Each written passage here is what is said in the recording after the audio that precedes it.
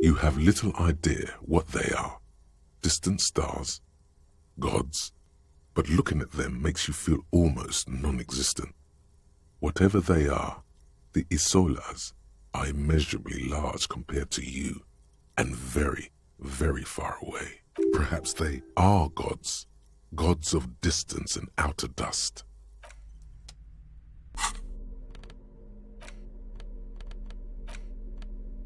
The worn map features the patchwork grid of the streets of Martinez, with directions to appropriately touristy locations. Year 48 resides on the upper right corner.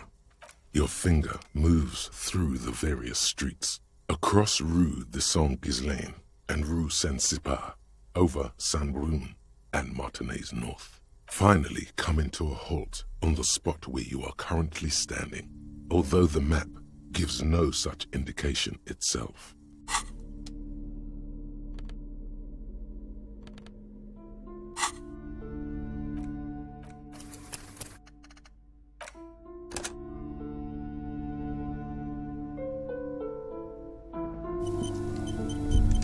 The plaque on the shelf reads, "Biographies of famous people."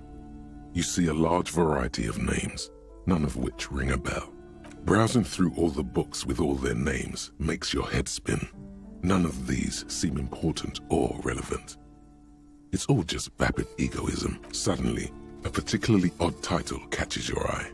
It reads, "High Speed Love, the tragic true love story of Jacob Irv and Alfie Delatraz," by one Cecilia Averbrook. High Speed Love chronicles the romance between two of the finest tip-top tournée racers in history. One of them is the madcap driver, Jacob Irv. His blonde mane graces the cover. Next to Irv's life story, you see a slim biography of an Occidental rock star called the Anti-Star. He's famous for shooting morphine into one of his eyeballs and cocaine into the other. Next to that, Revacholian radio personality Guillaume Bevy stands in front of a rundown drug den. He's a permanent fixture on Channel 8, reporting on real-life crime and ruining cops' days. I really must insist you buy one of the books. Reading them is not for free. Do still browse, though, but not too long. She understands she has erred against the customer and immediately corrects course. I'm sorry, I did not mean to rush you. You are browsing. Go ahead. Take your time. Time is commerce. I would say... The Greatest Innocence. Yes, most certainly. It's an important educational tool delving into the depths of history, religion, and their relation to innocentic power. A very influential historical figure. But surely I don't have to tell you that. You're a law officer, and law officers have at least some education. The book is also very daring. The author aims to re-examine the universal understandings of the innocentic system, creating a fresh vantage point and a shift in the tired order of things. Certainly, it's prudent for a person to have at least an elementary understanding of history and society. Imagine the chaos we'd be in otherwise. You feel like you should get this one. Definitely. It's important somehow. There's something personal inside. A true cultural touchstone. Enjoy the read.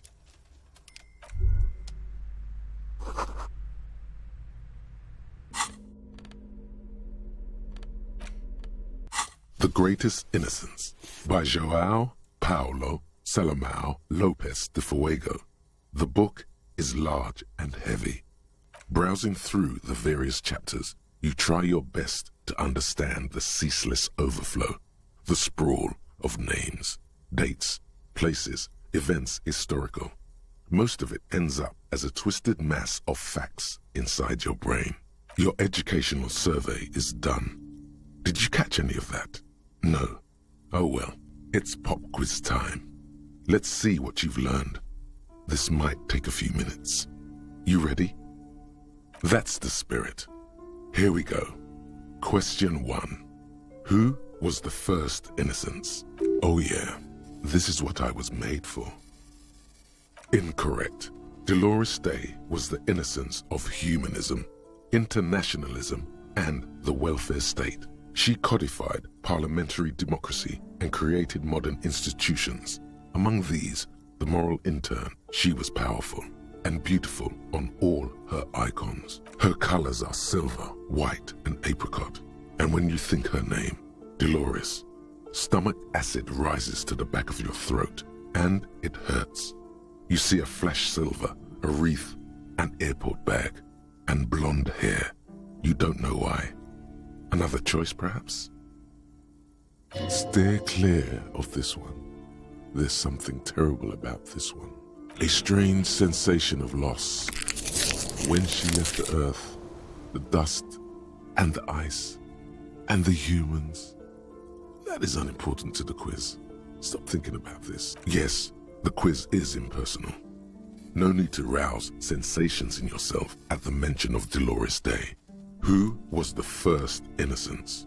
It wasn't Dolores Day. Incorrect. Sola was anointed during the previous century and even lived to see the current one. She was an urban planner who spoke her mind and largely left history to its own devices, encouraging people to excel on their own rather than prescribing to a deified model of history. She is often called an anti-innocence. Sola resigned after an assassination attempt by a Yugo nationalist who blamed her for not taking the side of the left during the turn-of-the-century revolutions. Innocences don't usually resign. Care to try again? Correct. Nothing much is known about him. It's not even clear that he was a he, but Franco Negro presumed as such and called him Pius. He's depicted as a young man with molten gold pouring out of his mouth. All he spoke was gold. It's said he invented God and equality of men before God. He also introduced the gold standard as a way for measuring people's love for Aurum. As the first innocence, he declared that there should be more of those like him. It is presumed his disciples were the beginning of the Holy Party, the founding party. Question 2. Who was the strongest innocent? Easy. Everybody knows the answer to this. You, me, anybody. Incorrect. Vespa Messina is not a person, but a defunct state on the southeastern coast of the Occident. It used to take up most of the peninsula before separating into the republics of Vespa and Messina. Care to try again? Correct. Named the innocence of militarism, he codified hereditary rule, but at the same time ended serfdom and established the Inter-Isolari Real as the global reserve currency. He also established the concept of the nation. Franco Negro attempted to solve the rising tensions between the aristocracy and bourgeoisie by building a unified society in which every man has a place and a mission, but at the same time may rise to nobility provided on the strength of his virtue. Question 3. Who was the false innocence? Got it under control. No problem. Solid on this one. It's widespread historical information. Yes, there exists a group called the Founding Party, known as the Holy Party, during the time of the Pericarnacian. This, the world's oldest international organization, spends its time in search of either the re-emergence of the innocents or new members. There seems to be a mix-up with the sources. It's not my fault. Correct. There have been a number of counter or false innocences, some assumed to have innocentic qualities, some who just thought so themselves. Occasionally, they have the support of a faction inside the ecclesiastic organization, and accusations of foul play have arisen. The most famous and important of these was Ernest Pasternak.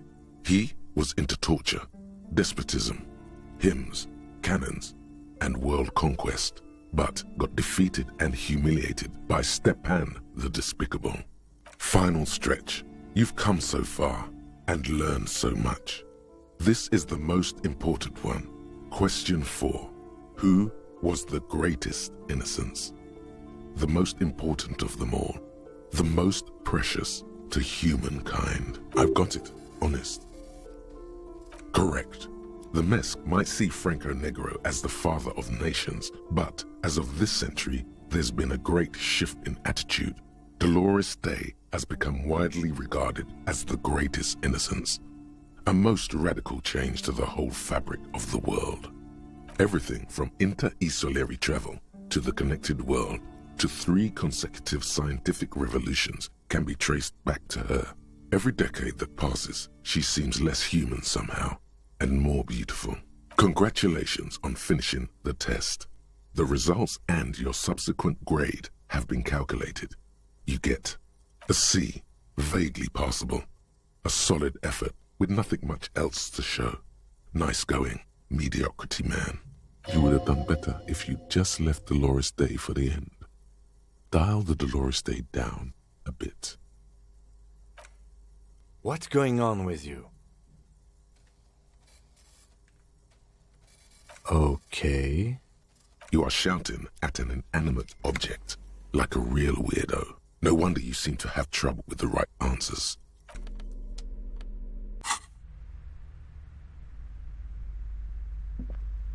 A sulfur-crested cockatoo sits on the cover, its beak slightly open. It looks as if the bird is calling out the book title, From A to Zurich, a guide to a well-behaved cockatoo. Turns out that there are so many different cockatoo species, and they all have behavioral problems. It's a must-have if you own a cockatoo. I've heard they're quite capricious. Oh, a nature enthusiast. Good choice. I knew it was a good idea to keep that around.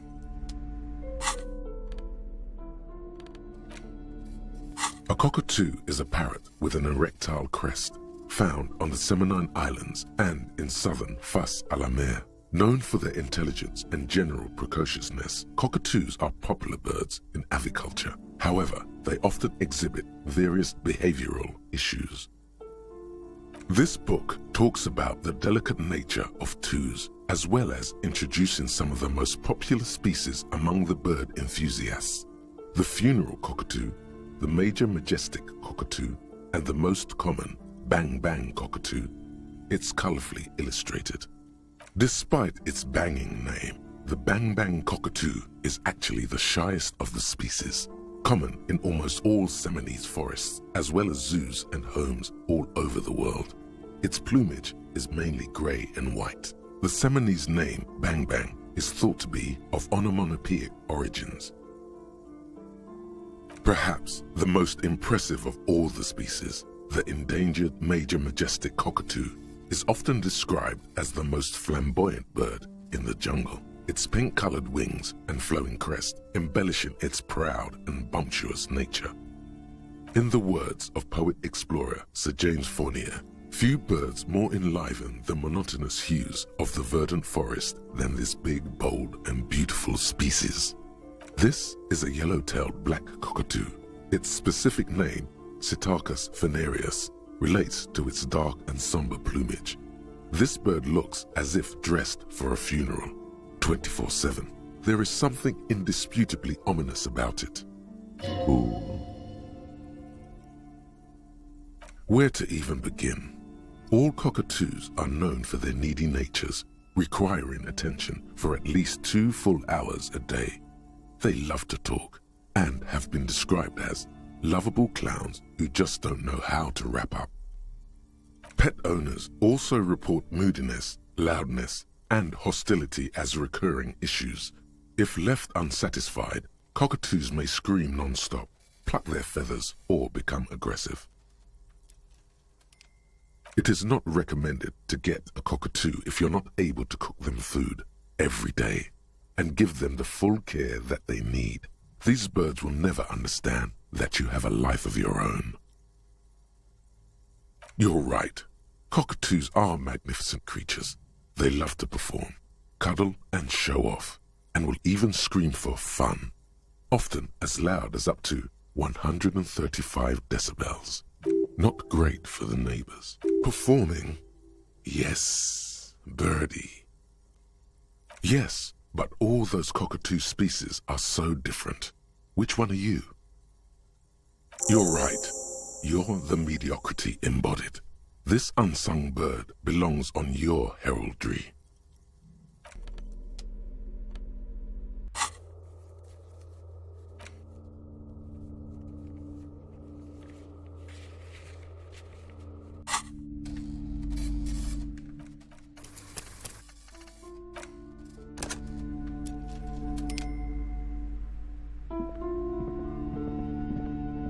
These shelves are overburdened with books from the same series. You see the name Dick Mullen over and over. Oh, crime, robberies, murders, even sexual crimes. We're fortunate to have Dick Mullen and his stories to sort all that out. You're a police officer, apparently. You should buy all of these. They really do teach a person how to be a proper detective. Note: reading about Dick Mullen would not actually make you a better detective.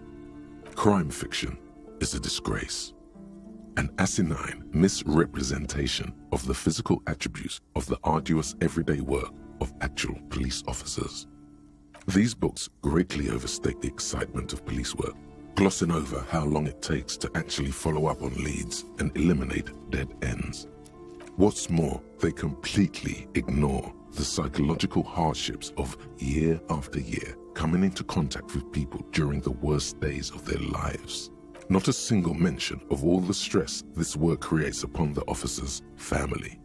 Detective fiction just doesn't tell the truth at all. Now, would you like a list of all the books found on the shelf? Shelves filled to the brim with crime novels featuring the supposedly stalwart Vespertine detective Dick Mullen.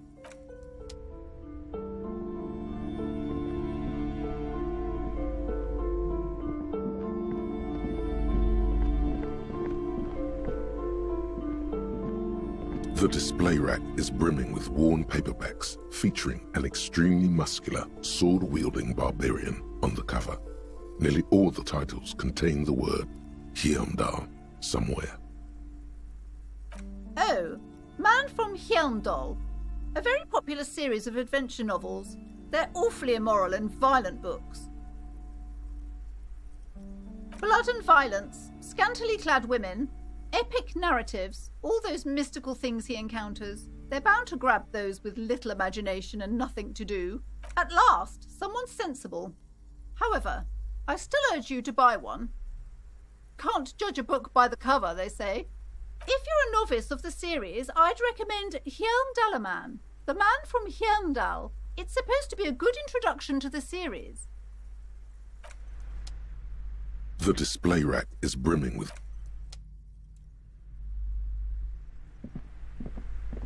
a small mountain of colorful board game boxes. There are numerous types of games for all ages. A lot of shelf space seems to be taken up by Wirral-related merchandise.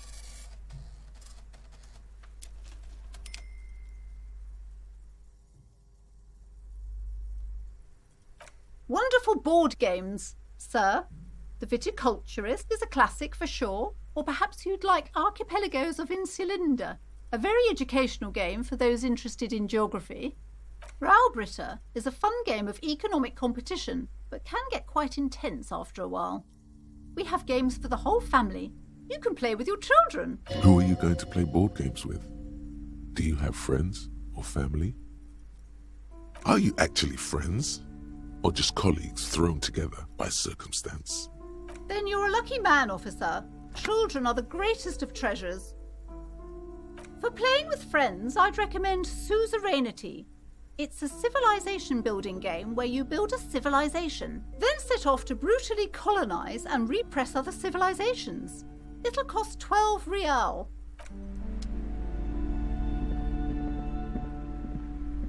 Welcome to Crime, Romance and Biographies of Famous People. My name is Plaisance. Be welcome, and please take responsibility for the energy you bring into this space. I am the proudest owner of our little shop of culture. She has fine-tuned her voice to find the most welcoming approach for attracting new customers. It doesn't work. Cursed? Who said that? Annette? I will have a word with her. This place is not cursed. It has a robustly magnetic energy. Good for commercial activity. My business is thriving, sir. What in God's name is she talking about? Doesn't feel like it's thriving. Feels ghostly. Annette, yes, my daughter. I hope she wasn't slacking off again with her nose in science fiction. Tell me, was she at her post doing her job like a proper girl? Wonderful! Did you talk to her? Great! On a scale of 1 to 10, how compelled were you to buy books after talking with her? Her opinion of her daughter depends on how well she lured you into the store. My precious, her dedication brings joy to my heart. If you have children, I hope they turn out as great as my Annette. As a young girl should be, with the proper attitude, she'll have a bright financial future.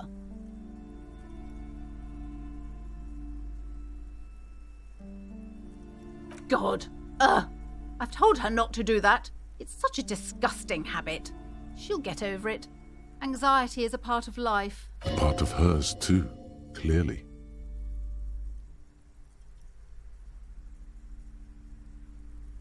The woman before you scans the store, her shoulders rigid and tense. Every now and then, she nudges her glasses.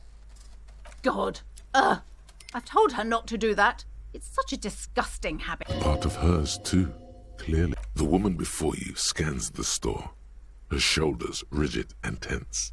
Every now and then, she nudges her glasses. Goodness, you were already doing good, browsing the shelves. Why'd you stop? Don't you feel compelled? Go, go. Get back there. The books await you. She smiles and nods, seemingly relieved.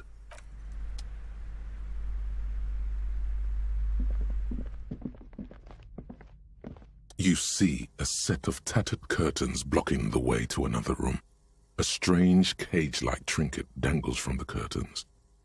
Excuse me, officer. The back room is strictly for employees only.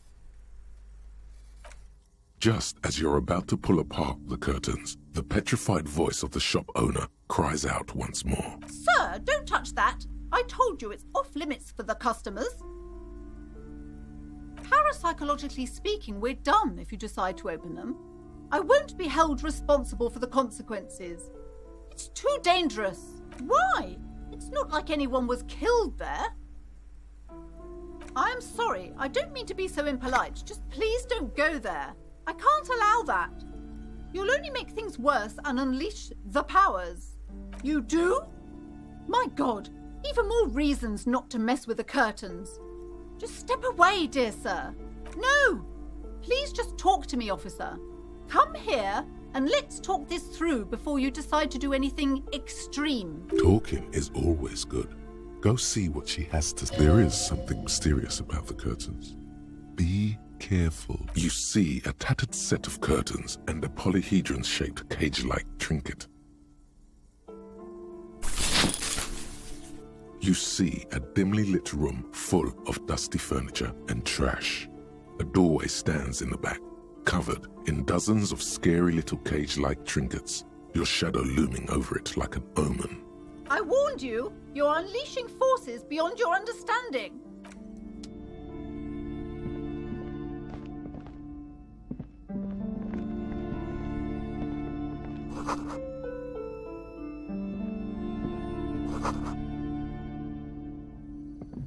A heavy door with a missing handle stands before you, covered in dozens, if not hundreds, of little oddly shaped trinkets and charms. It appears to be locked. Only an echo. No one is there. Only an echo. No one is there.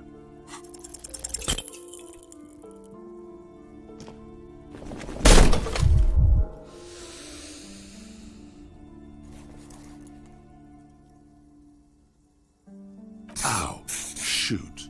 Whose moronic idea was it to just run through the door? Don't you know that things like that hurt? Are you alright? This looked pretty intense and painful, I must admit. What is going on there? Are you really trying to break down the back door? I warn you, don't tempt the spirits, officer. Don't tempt the spirits, or you'll damage the holy wards on the door. It barely looks like you've done any damage to the door, however.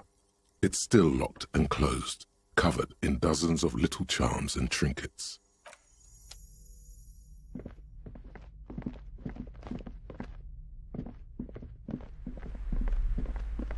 You've hurt yourself now.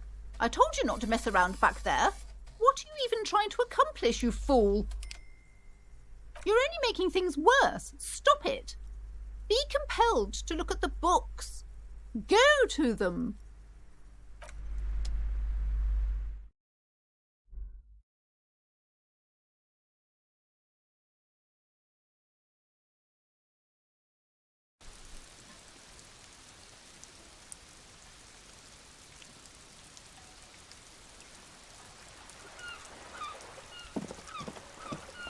Hi, Ace Detective. Are you here for more books? Oh, that's Auntie Billy. She's nice if a bit distressed. No, sir. She's a working woman who comes to look at the books a lot. I think she is a bad husband. Not very nice or helpful. It's the type of book where there's a rich lady and she has to choose between the good man and the bad man. Or there could be a story about a poor lady getting a rich man. It's about man and lady business, sir. I haven't read many of those. Maybe you should ask Mum. I'm sure she can help out. Anything else you're curious about? It happens, but usually the guy gets rich in the process.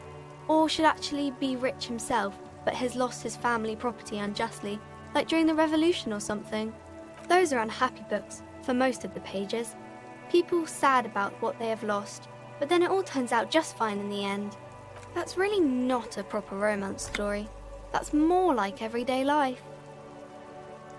Not in romance books, sir. These are about nice and pretty people, and everyone is happy in the end. These are not very common. You can't have a choice between bad and bad. Nobody wants to read a story like that. Well, maybe then it's fine. Maybe if the lady then decides not to pick either, because she doesn't need a bad man. Yes, that would be interesting. Maybe some about other books? Oh, kings and queens and generals of old, or artists and writers, or musicians, those kinds of people. There's usually something extraordinary about them. I think that's why people read them, to find the secrets of their fame. Seems like most people who read those books fail to get more famous from reading them.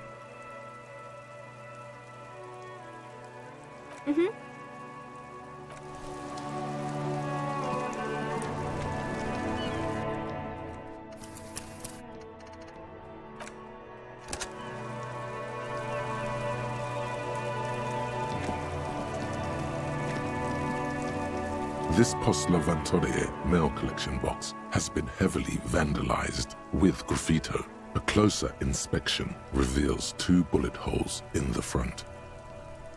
You drop the white envelope in the darkness.